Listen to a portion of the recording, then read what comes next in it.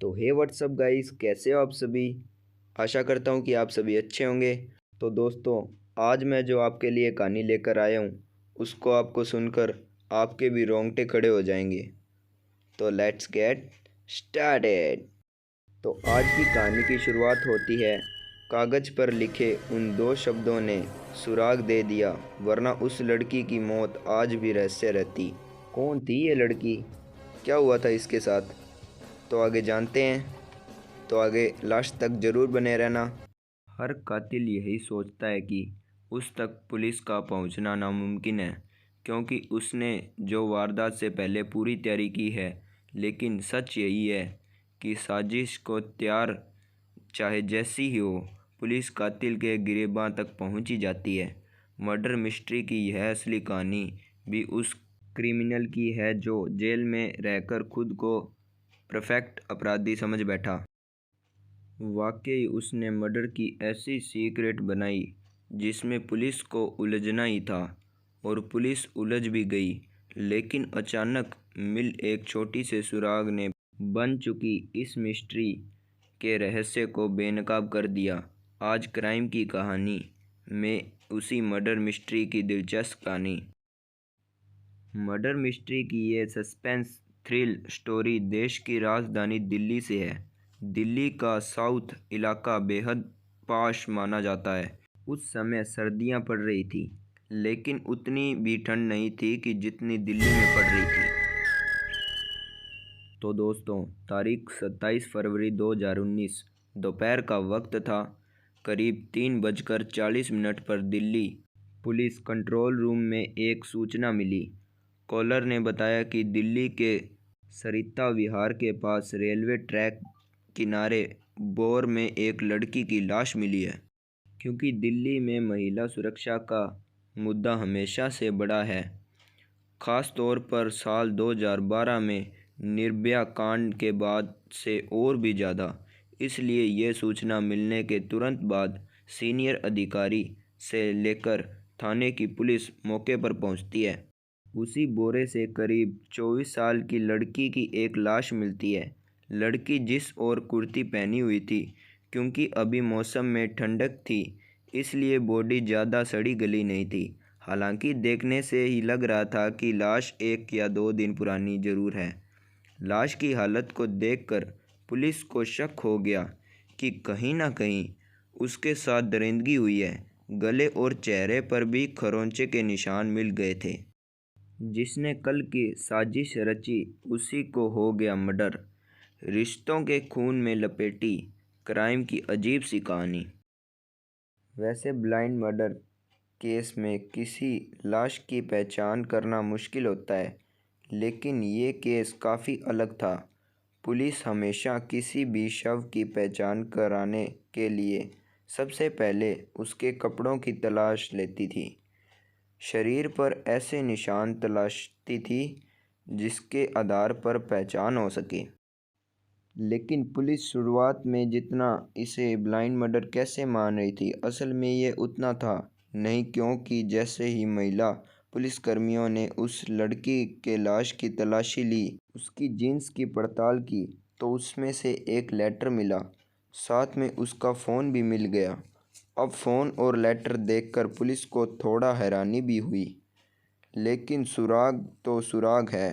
Police ने उस letter और फ़ोन को अपने पास रखा, फिर शव को पोस्टमार्टम के लिए भेज दिया। अब पुलिस ने उस लेटर को पढ़ा। लड़की ने उस लेटर में अपनी हत्या का शक जताया था और कातिल का पता भी दे दिया था। उस लेटर में लिखा था, मैं सिमरन अंबेडकर नगर की रहने वाली हूँ। दिल्ली के संत नगर बुराड़ी के रहने वाले आरुष और मैं दोनों आपस में प्यार करते हैं।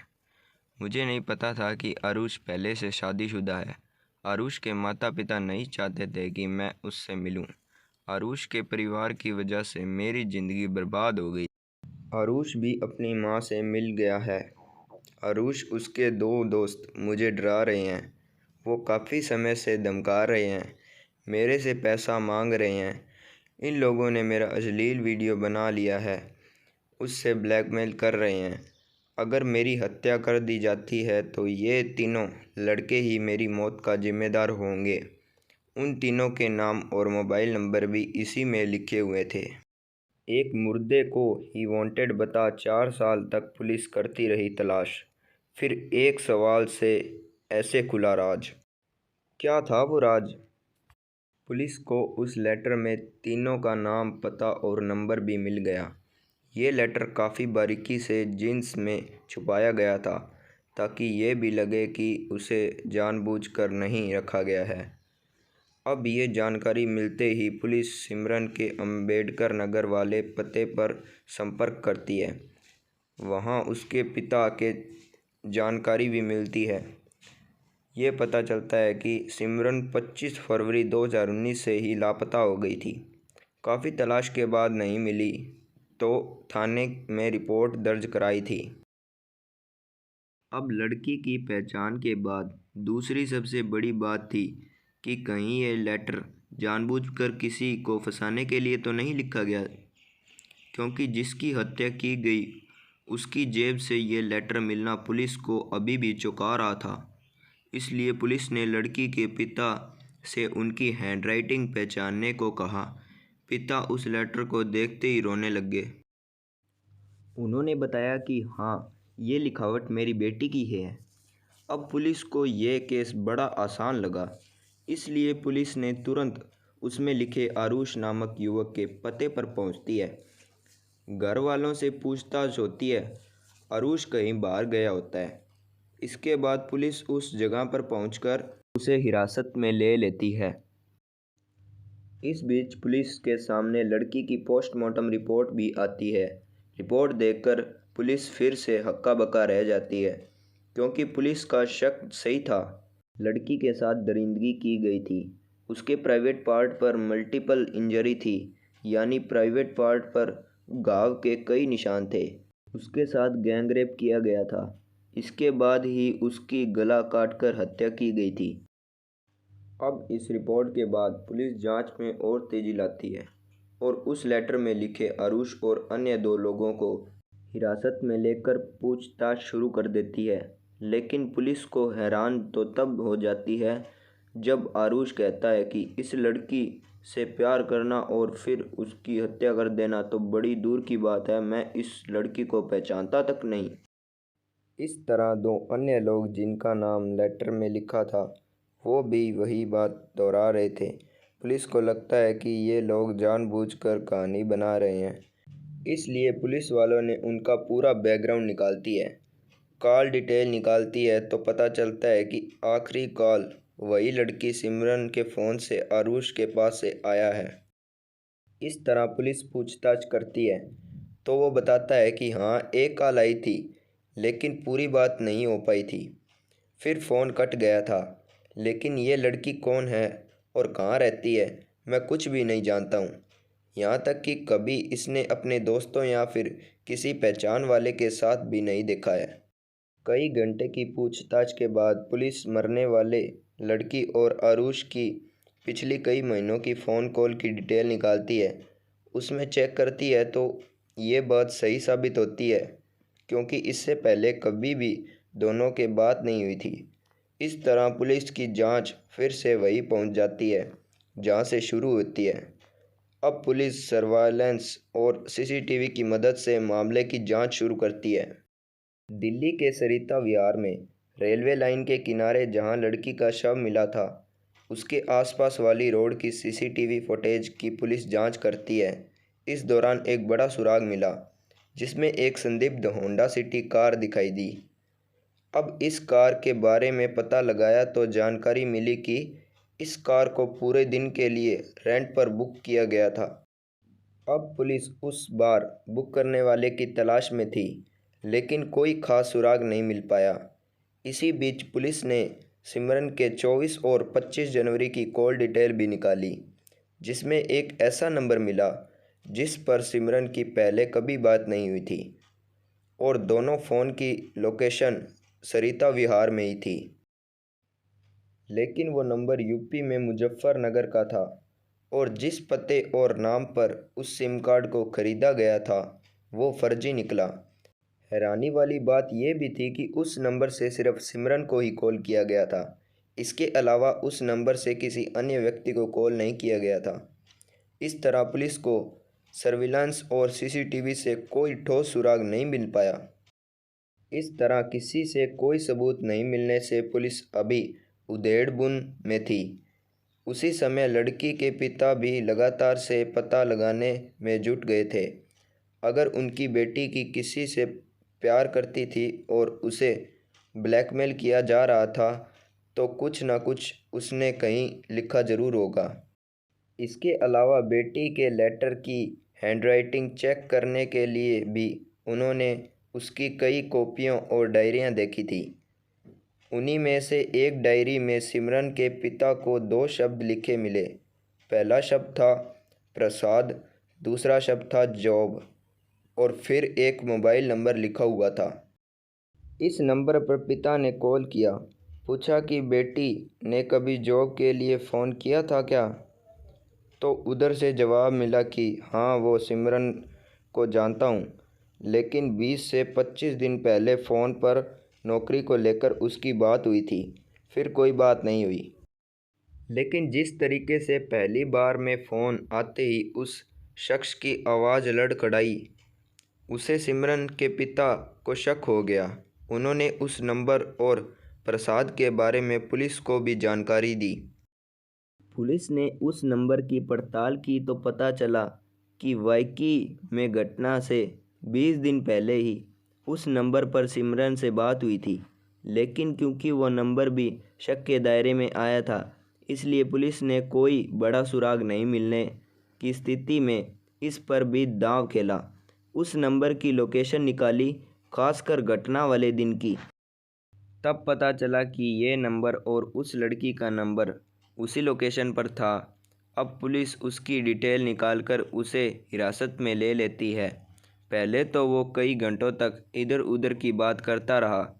उसी बीच पुलिस को घटना वाले दिन होंडा सिटी कार को रेंट पर लेने वाले की जानकारी मिल जाती है और उन्हें भी जब हिरासत में लिया गया तो पूरा केस ही खुल गया।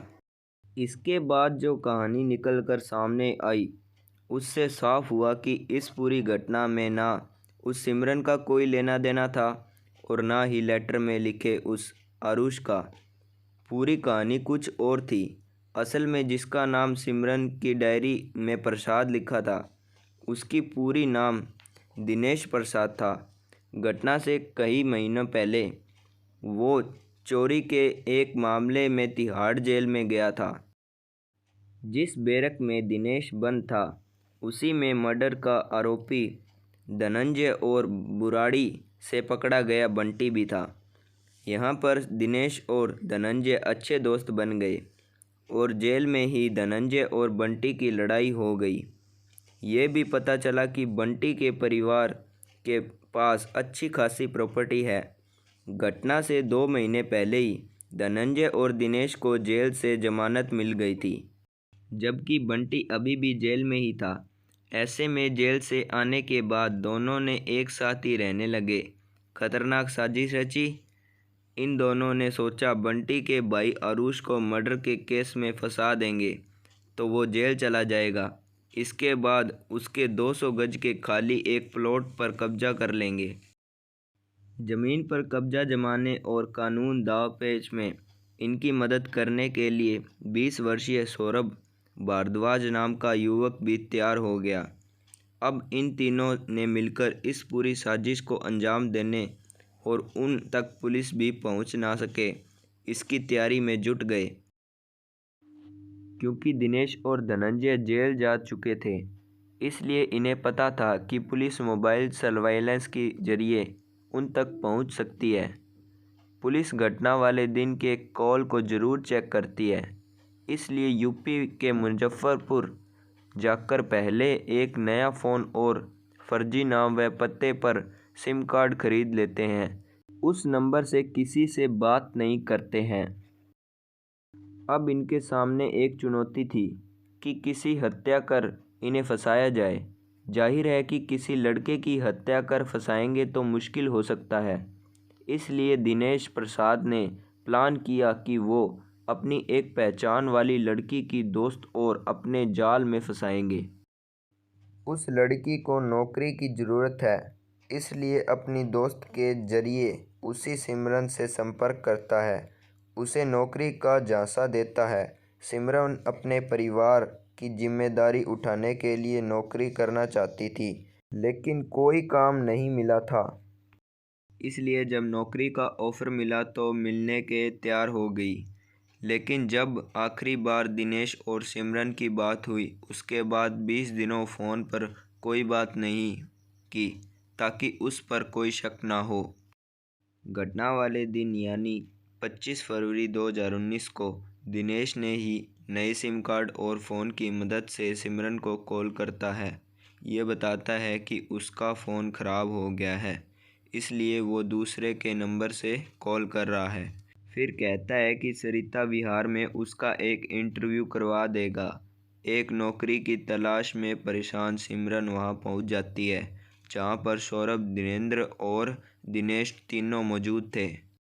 एक फ्लैट पर ले जाकर सिमरन के साथ जोर ज़बरदस्ती करते हैं और फिर जान से मारने की धमकी देकर बंधक बना लेते हैं। अब उसके साथ गैंगरेप करने की धमकी देकर एक कागज़ पर सिमरन से ही वो लेटर लिखवाते हैं।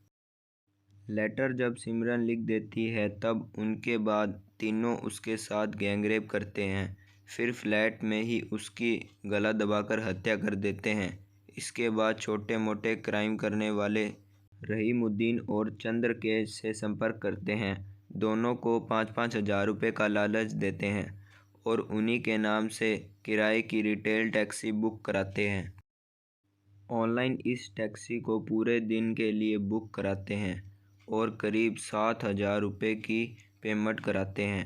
इसके बाद रहीमुद्दीन और चंद्रकेश के जरिए सिमरन के शव को बोरी में डालकर रेलवे लाइन के किनारे देर रात में फेंक आने की बात करते हैं। इससे पहले सिमरन के हाथों लिखे उस लेटर की उसकी जींस में डाल देते हैं।